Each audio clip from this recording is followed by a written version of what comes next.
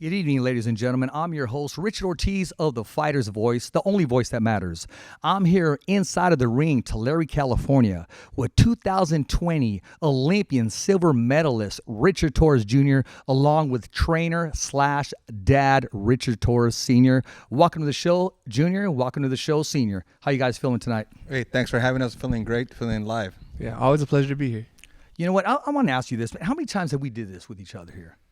I think the first time we ever were together, I was 17, I believe. I hadn't even made the elite national team yet, and we hooked up, and you gave me the shot of being on the radio station. That was incredible. And ever since then, you've been the main man. Senior, I mean, we're not guests and hosts. I would say we're family. We've been here for a while. We've been together for a while, and like my boy says, we appreciate the shout out. We appreciate the opportunity for him to get on the video and talk to everybody. But we've been together for a while, and yeah, it's just like family, man. Well, we're gonna have some fun tonight. And first of all, we're gonna talk briefly about the Olympics, and then we're gonna tell all the viewers, the fans, the followers what to anticipate February 5th, Fresno, California, the Olympics, man. Because we're gonna talk about it, and then we're gonna put it behind us, and we're gonna move forward.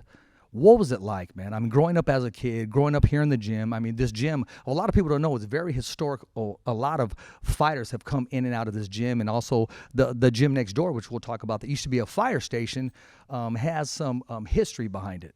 But talk about pressure on your shoulders, man, as a child. Talk to us about that. Yeah, I always said ever since I was a little kid, I would watch the Olympics with my dad. I'd watch him, and I'd be like, Pops, I want to be there one day. And, I never really knew if I was going to be there or not. And all of a sudden, little achievements started going, and then it started building and building. And all of a sudden, I was representing Team USA when I was 15. I remember sitting down and talking to my dad. I was like, man, we really got a shot. We really got a shot at making the Olympic team. And, going on further. How old were you when you said that? I was 15 when I first told my dad, hey, Pops, I think we really got a shot at this. You started believing. Mm-hmm. Do you remember that conversation, Pops? Yeah, I mean, it just... I believed all the time. We'll watch him develop, watching him grow, and says, we can do this. But it was really made me happy when he started believing.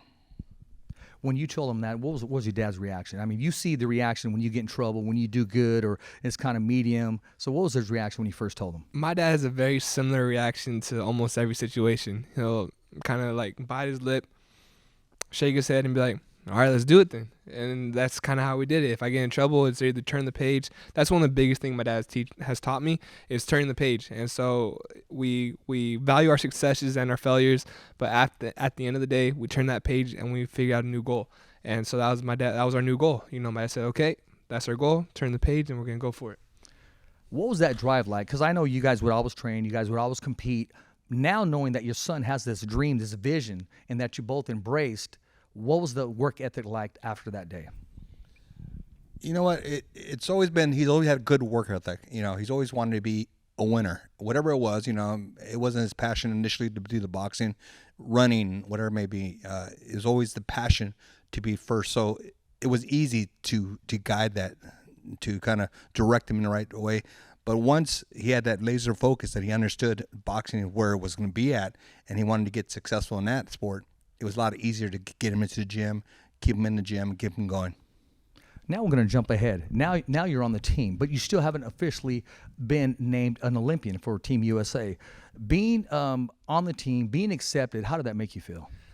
That was awesome, but those years were grueling. If I'm being 100% honest with you, that amateur international elite scene, it's grueling. We go to a tournament every other month. We have a 2-week training camp before that. We have 2 weeks in the different country, and then we have the fights. Man, and then when you get to the fights, you fight upwards of 5 times a day against the best athlete that country has to offer. It's hectic, and it's wear and tear on your body. But we had those goals in mind, and we knew the Olympic was that end dream. And so we pushed through it. And being an elite athlete, I feel like I did pretty well. My second year on the team, I became captain of the USA boxing team, and just continue to try to better myself every day. And just to add to that, it's 5 times in a week, so he's there a day. Yeah, but 5 times in a week. But yeah, man, that's too many. But the thing was, it's people say, well, are you professional? That has some clout to it and everything. But we know in boxing is a little different than any other sport. You don't have to go through the ranks in football. You have to go through the ranks, high school, college, pros and all the things you're drafted, all the things, basketball, all the things that are the same.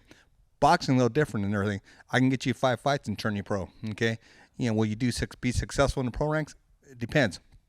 But in the amateurs, when he was in there, he was fighting the best the world had to offer every fight. He had 20 to 30 fights a year, maybe more. And every time he fought in another country, it was the best that country had to give him. Okay, so it was grueling. It was a grind. At the end of the Olympics, at the end of the tournament, he goes, I hurt. Before the Olympics, the trainer looked at him and says, "Man, you're just one big ball of swollen. You're everything's swollen on you, elbows, legs, and stuff, because this is a grinding and gruel." Those that have dreams and visions of amateur boxing in itself, Olympian, you mentioned country. Let everybody know exactly what country and exactly where. What does your passport say? What's stamped on it? United States of America. And I'm very proud to represent the United States of America. I'm proud of my Mexican heritage, but I was born in the United States, and to wear red, white, and blue on my back, and then when I go in the ring, it's another feeling. It's what I dreamt of, and to be able to actually say, I went to the Olympics to represent the United States of America. You can't beat that. And what was that tour like on all your stops? All over the world. I was able to go to 15 different countries with USA Boxing, all because of USA Boxing, and I would have never been able to do that without the program that they implemented. And so I really thank you to USA Boxing, because they really did help out a lot. Out of all the stops you made, what stuck out in your head the most? And talk to us about some of the food and some of the things you had to adapt to. I really liked Ireland, just because it was so green. It was really rainy and misty, but I loved the rolling hills and how it looked. Russia was something I had to kind of adapt to. The different types of food that I had to eat. I remember the first year I went, they had a meatloaf with a giant egg in it, and I'd never seen that before. And I was like, and then their actual eggs was like Jello. And so it was a little weird, but being able to kind of overcome that was cool. We found out at the grocery store there that there was cereal, so that's what we kind of ate off of the entire time. But it was a really fun time, especially kind of going through the ranks, and I met a lot of best friends now. Not only athletes, but I call them brothers, and we're turning pro together, and it's awesome. Besides the language barrier, what was the biggest adjustment you had to make? I would say the time difference. That was something that was pretty hectic, especially because growing up, when I first went overseas, I was still in school. And so I would have test due and other online programs. But the other thing is my dad was still a student. working. You were an active student. And my dad was actually working, so he couldn't go with me to all these countries. And so when I would try to talk to my dad, I'd have to call him at 10 at night to wake him up at 8 in the morning on his side, So that the time difference is something I really had to adjust to. But once we got that taken care of, it was kind of smooth sailing. Yeah, before we move on to the actually ceremony where he got the call, what was the biggest transition like the very first time you walked him to the airport? What emotionally, what did it feel like knowing my son is on the plane right now chasing his dream? Now, when you see your boy pursuing a dream, you're always happy with whatever it is. That's his goal. That he's got the drive. I was lucky enough to be in that position. I didn't get as far as he did, but I was chasing that dream to go to the Olympics, and I knew all the trials and tribulations he went through, all the sacrifices he put up and stuff, and to see him be successful at that point, to continue to pursue that dream was awesome. My wife cried every time. Every time he got on a plane, she cried like, "Oh, come on, a couple of times and stuff." There's only one time I kind of teared up a little bit and stuff when I left him at the Olympic Training Center for the first time. I said he became a resident, and I said, "Hey, this is it, man. This is it. We're here. We're here. Let's do it." There you go. And just continue to talk that game. Let's not blow this chance. Let's do it. Let's do it. Yeah. And he's always been focused as can be, and that was the only time I teared up. But to know that the dividends were paying off. Yeah. Was awesome. Exactly. I was privileged to get some inside information, to get some calls, and I'll just leave it at that. Richard, what was it like getting that letter or getting that initial call that says you are officially been awarded a position, a spot to represent not USA Boxing, but the world in Team USA?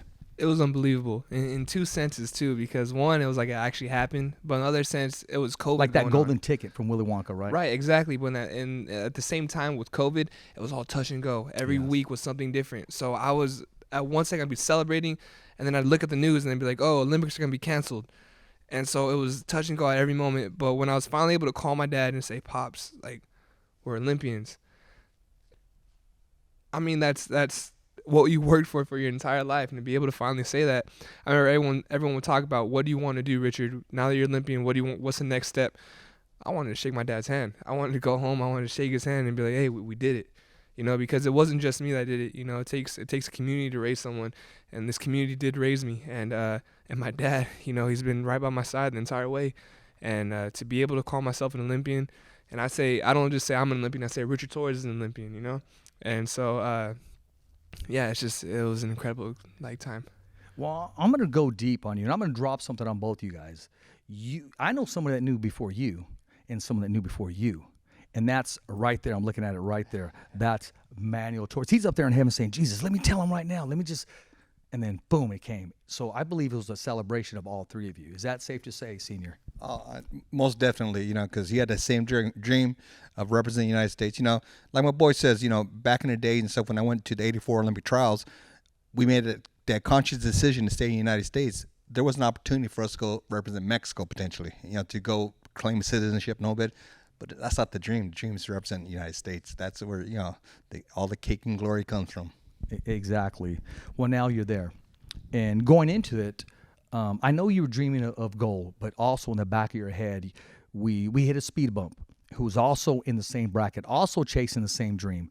But you seem to block that out and stay focused. Now, when you finally make it to the finals and you know who your opponent is, what was the difference from walking out of that dressing room the first time to regrouping as a man, stepping back out there and accepting that challenge and chasing that gold medal? Honestly, the first time I had no idea who he was. I really didn't. I thought it was another country. I'm going to go out there, I'm going to do my thing, and we're going to come back and go for a world championship. I get knocked out. And everyone talks about, Richard, you were brave going into it. Richard, courageous. I was terrified, man. I was terrified going in that ring. I remember calling my dad a couple of times because I had and Mike Tyson. Mike Tyson said he was terrified every Man. single time he stepped in the ring, believe it or not. I had to watch film. I had to watch my film of me getting knocked out in order to study him even more. And I'm looking there and I'm like, oh gosh. I call my dad. I'm like, Pops, we gotta fight this guy again, man. I know I haven't seen that video in a couple of years, man. What do we do? My dad kind of sits there, does the whole thing, kind of turn that page. He's like, we're here now. We're gonna do it. We've been training our entire lives for this. Let's get it. Let's do it. And so it'd come in waves. It'd be waves of calmness, and I'm here in the waves of like, oh my gosh, what's going on? And finally, I'm in that dressing room, and I turn over my glove, and I see the Olympic rings on my glove. I look around. There's no one else in the training. There's no one else in the warm-up center anymore because it's the last fight of the Olympics. And it's like, man, let's do this, you know. And I went out there with, I'm gonna give it all I got, and I gave it all I got. Dad, in that first round, when he landed we're going to call it the stable, that big left hand, and you saw him grab, his opponent grab, I mean, you probably said the same thing that I said. We got him. This is it.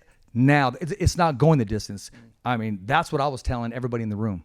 Mm-hmm. What was going through your mindset? You know, when he hit him, I'm sitting there and I'm nervous as him and stuff. And go back to when he first called me and stuff. And, you know, he's got that hesitation in his voice and everything like that. And since this is cable almost and everything, you know, I just told him, I says, you know, sometimes I told him, you've been training all your life. You've been doing what you need to do. And so I said, fuck it. Just bite down your mouthpiece and do it. Let's do it. What are you going to do? Do it. I could hear him. You know, I didn't see him, but I could hear him just kind of, okay, let's do it. Okay. He hit that guy that first round. Man, I was up. People wanted to come in and see us and videotape the family when the fight was on and see how we react and stuff. I don't do that. You know, we were solo. It was me, my wife, my daughter, and the dogs over there. I'm watching the video, and I'm in front of the TV, and nobody can talk to me because I got to watch the video. And he hit that guy, and like I jumped up, threw down a chair, said, get him. And then the guy started holding and hugging. Like, dang, I just knew exactly what was going to happen. He changed his style up. He started hugging and holding. Referee didn't give us any breaks. They were doing, you know, it was just, it wasn't what we wanted and stuff. Yeah. But I thought we were going to put him out.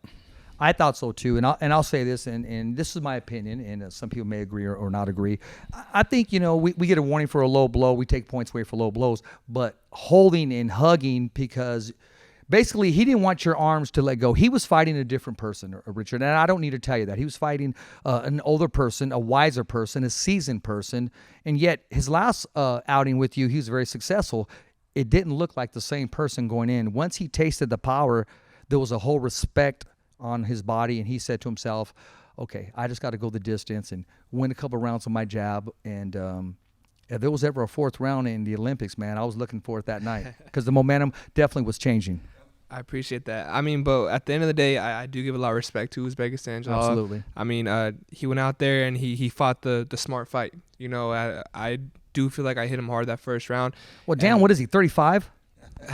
Wherever it may be, I just hope that there's one day where we will be able to meet up in the pros. Yeah. Yeah, and I just want to say, throw in there that my boy, in my opinion, and everybody else's, he's still the Olympic champion, Yes, because he he's is. amateur. Yes. The guy's pro. Yes, I mean, exactly. the last two guys my boy fought in the Olympics, Yes. both are pro. Exactly.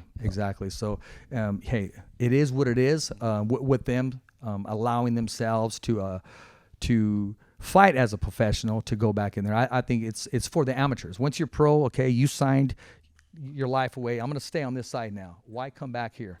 I mean, but, we allow it in basketball. I even think we should just get the best players that are not pro. I mean, that's what the Olympics is, non-pro, because back in the day, I mean, you lose your Olympics, your medals, what was it, Thorpe? Yeah, Jim Thorpe. So that's behind us now. We appreciate the Under Armour gear, the polo gear, and if you have one that you don't wear, I'm going to XL too. Just letting you know, I'm throwing it out there, man. Talk to us about February 5th, Fresno, California, Save Mart Center. And me and your dad, we had some different conversations, because he goes, so what are we leaning towards? And your dad, I felt like he wanted to say something, but yet, I mean, you want to stay out of that red zone, because it can jeopardize who you sign with and numbers, et cetera, et cetera.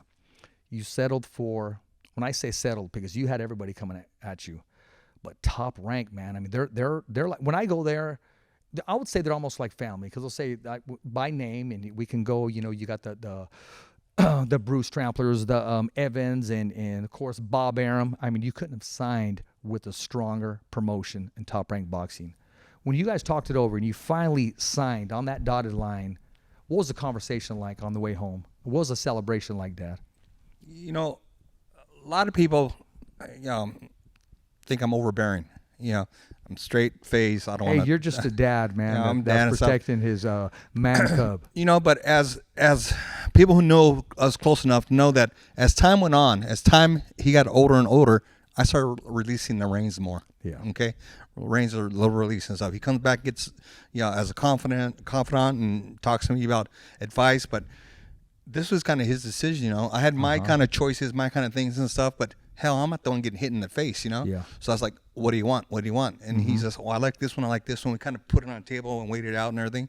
But we looked at all the stats, and with the best platform, who could beat Top Rank? Exactly. They have the best platform. They have great matchmaking. They build champions, Yes, and that's what we want to do. I will say this, and I'm going to keep it 100 with you. I'm privileged that your dad shared some information with me before he signed, and he shared some, like, Richard, we're kind of leaning towards here. We've had conversations here, and I'm definitely staying away from here. I'm looking at what's best for my son. I mean, his whole future, not just today, but tomorrow and the next day, and where your future may lay. So, it's always good to know people that know people that know people. So being that you know your dad real well, what's the first thing that you said as a professional? What's your next goal?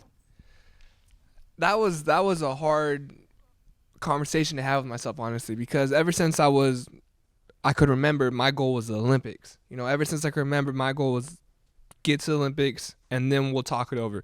Get to the Olympics, then we'll decide what's next. Get to the Olympics first, and then you have all these other options that you want to go to. I got to the Olympics. Oh shoot, the Olympics are gone now. All right, what do I do now? What's next? And finally turning pro and being able to say I'm a professional boxer. I mean, the world's at my oyster now. We have all the options. It's hard in a way because I'm kind of in charge now instead of USA Boxing being in charge. You know, like it's a family run event now instead of exactly. So we're the ones that are making the decisions, and so how we want to take it is I want to be remembered as one of the best boxers there ever was. You know, I don't want it to be Richard Torrez was a good fighter. I don't want it to be, Richard Torrez was a stand-up guy. I want it to be Richard Torrez was a legend. And not just Richard Torrez Jr., I want it to be Richard Torrez. I want it to be Richard. You know, I want it to be Richard's a legend. And to get to that one point, to get to a point like that one day, I'm working hard now. You know, the grind started. Well, I'm sure we all could agree Richard is the best name in the world. Always. Plain and simple, period. Now, Dad, you're hearing exactly. You're hearing these goals, and we're going to move forward after this. We're going to take a small little break, and then I'm going to welcome Cole, Shelly, Hollis, and we're going to keep it 100 with you. But I got to ask Dad this right now. Hearing these goals and your team tours together, what do you see now, knowing that he is about to make his own decisions? He's an adult, he's a young man, but yet he still seeks the advice of father, even at this age, even at this highest plateau where he's at now.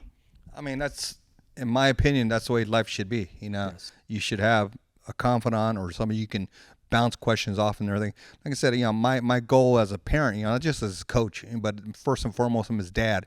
My goal is always to make sure that I give him proper counsel. Okay, I want to make sure that he can come to me, and you know, if I don't agree with what he says, I go, I don't know, I think about that a little more. But it's his decision ultimately. So hearing all those things, you know, it makes me proud. It makes me want. I'll be in his corner all the time. You know, that's one of the things is, you know, the hardest thing about him going international, I wasn't able to be in his corner every time. But we talked every day before the fight. We talked prior to the fight. And it's funny because in the Olympics, he'll be on FaceTime and he'll have his gloves on, his mouthpiece in, and the coach will be holding the phone. I mean, says, here he is.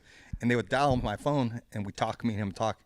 Right Says, before okay. he goes out Right there to before- compete. Yep. Like seconds before. Right before seconds, before he walked out. And it says, go get him, let's go. We know what to do. And, you know, it's just great to be always in this spot. Well, February 5th isn't just the debut of Richard Torrez Jr. It's senior and junior, not just collaborating, but uniting together in the flesh, in the zone, in the same mind frame. So let everybody know February 5th, what can they expect? You know what? Everybody who saw him fight in Olympics, he's explosive. He does an awesome job. He's fast. I tell everybody for years, I've been telling people, hey, you got to watch this kid. You know, they think, oh, yeah, that's his son. You know, that's his dad talking. He's going to say that anyway. I go, no. You don't understand. You got to watch this kid. He fights like a middleweight, okay? He's a heavyweight. He fights like a middleweight. He moves great, good power, all things you want, dedicated. You got to watch this kid, you know. And lo and behold, you know, you should watch him on February 5th because it's going to be explosive as always, and he's going to put on a good show for you.